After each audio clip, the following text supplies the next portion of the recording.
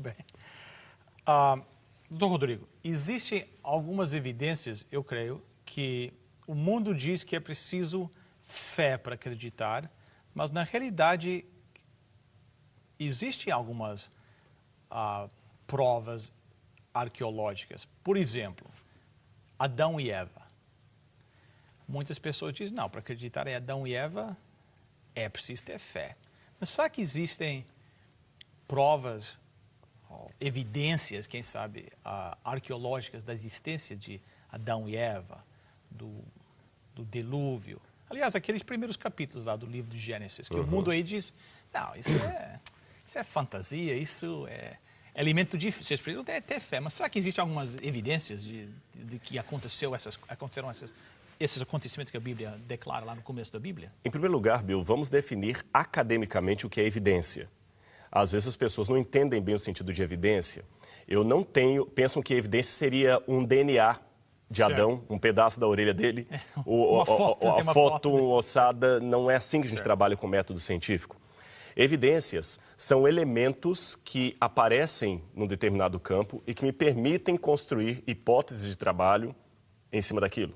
Então, por exemplo... Uma hipótese lógica, Uma hipótese lógica. Se eu chego numa casa, eu encontro ali uma bola, o vidro da casa quebrada, eu tenho ali algumas evidências. A partir do momento que eu descrevo essas evidências de modo acadêmico, eu tenho um fato científico. Okay. A bola não pode ser subjetiva a descrição. Não posso falar que a sala era grande e espaçosa. Ela tinha tantos metros por tantos metros. Não posso falar que ela estava suja. Ela tinha elementos aqui e ali, não pode ser subjetivo. Aí eu tenho um fato científico. Em cima da evidência eu construo um fato científico.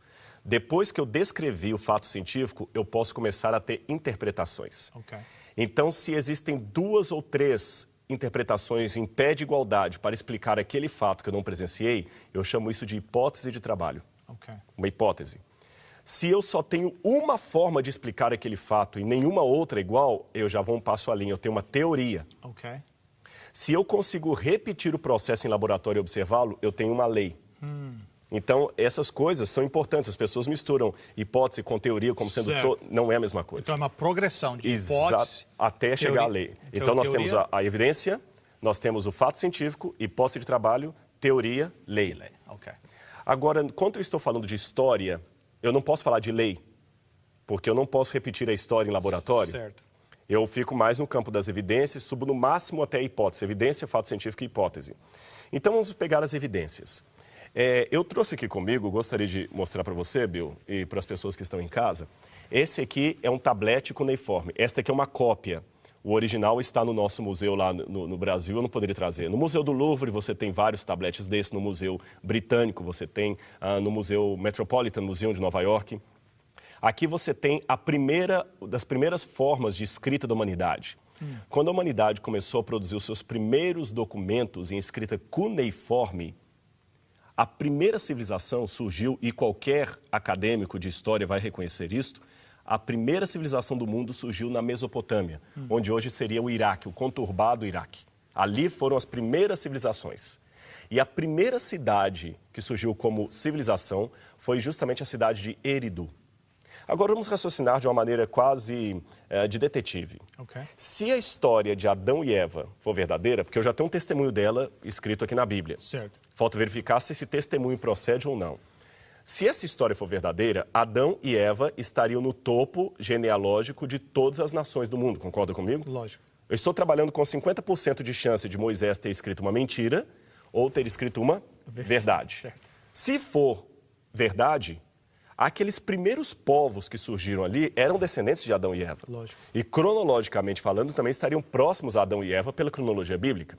Se for verdade o que a Bíblia falou, nos primeiros documentos da humanidade, eles deveriam fazer referência a Adão e Eva, ancestral comum. Lógico. Concorda? Um outro detalhe. Se o evento histórico é grande demais e traumático demais, ele vai deixar marcas na geração seguinte. Lógico. Isso é óbvio. Não é? Os primeiros judeus que sobreviveram ao holocausto nazista da Segunda Guerra Mundial, todas as gerações falavam do nazismo. Até hoje, quantos anos já se passaram desde a Segunda Guerra? E você ainda tem o filme A Lista de Schindler sendo exibido, você tem outros livros sobre os judeus até hoje, têm o trauma do nazismo, eles contam e recontam a história.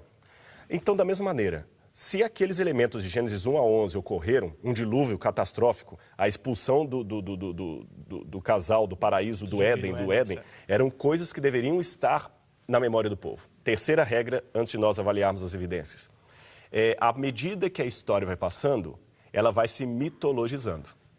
Algumas pessoas vão acrescentando dados, tirando outros, modificando. No Brasil, nós temos uma brincadeira, que eu não sei se aqui no Canadá tem, a gente chama de telefone sem fio.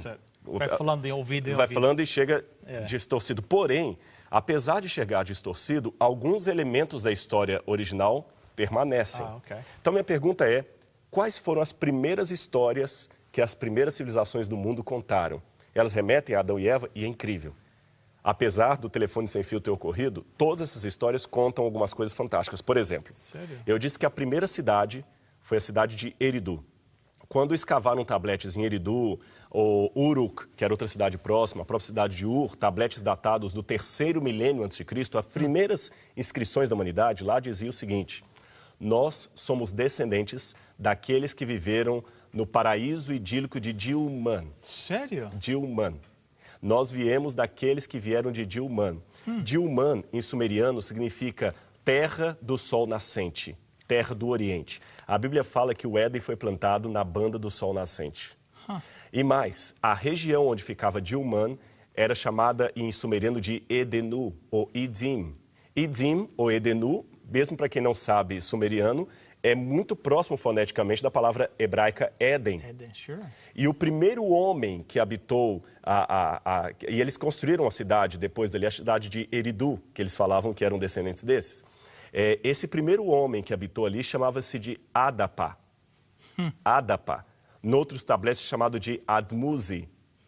Noutros chamado de Adama, que é muito parecido com o hebraico Adam. A ideia que eu tenho é que, assim como o nome João, em português, pode virar John em inglês, Jean em francês, Johann em alemão, Yohanan em hebraico, mas você vê que pelo som é parecido. O nome Adão também estava nessas outras culturas. E mais, Adapa também foi tentado a comer uma comida permitida apenas aos deuses. Sério? Isso tudo aparece ali. Aparece. A figura de Ningirzida, uma serpente. A serpente aparece, uma serpente diabólica que os leva. Há também a história dos Anunnakis, que promoveram uma rebelião no céu contra os deuses. E esses Anunnakis eram em número de 900. 300 Anunnakis ficaram rebeldes, 600 ficaram fiéis. Um terço caiu. E a Bíblia fala de uma rebelião também com um terço. As semelhanças são incríveis, muito incríveis. Mesmo você pegar Lévi-Strauss, por exemplo, o falecido Lévi-Strauss, que era ateu e que não aceitava a historicidade da Bíblia, mesmo ele ficava impressionado como o núcleo da Bíblia está presente em outras culturas. E não somente ali em outros lugares. Sumarizando, eu acredito que eles traziam ainda essas histórias contadas pelos ancestrais e fizeram uma coisa. No Brasil, nós temos um fenômeno que nos Estados Unidos tem. Eu conheço pouco o Canadá, mas eu presumo que aqui também eu vai encontrar algo semelhante. Nós temos cidades fundadas por imigrantes. Certo. E quando eles fundam cidades, geralmente eles colocam ali o nome de alguma cidade dos seus antepassados. Nós temos no Brasil, você tem, por exemplo, nos Estados Unidos, você tem a região da New England, a Nova Inglaterra. No Brasil, nós temos Nova Trento, nós temos Novo Hamburgo, nós temos rios que têm o mesmo nome de lugares da Europa por causa dos imigrantes. Acredito que aqui também. Aqui também é a mesma coisa. Eles colocaram o nome dos dois rios ali de Tigre e Eufrates, que eram justamente o nome de dois rios dos 4 que haviam no Jardim do Éden. A cidade de Eridu, alguns presumem também que teria alguma ligação etimológica com a raiz da palavra Edin, Éden, que significaria planura. Então existem muitas semelhanças, são incríveis.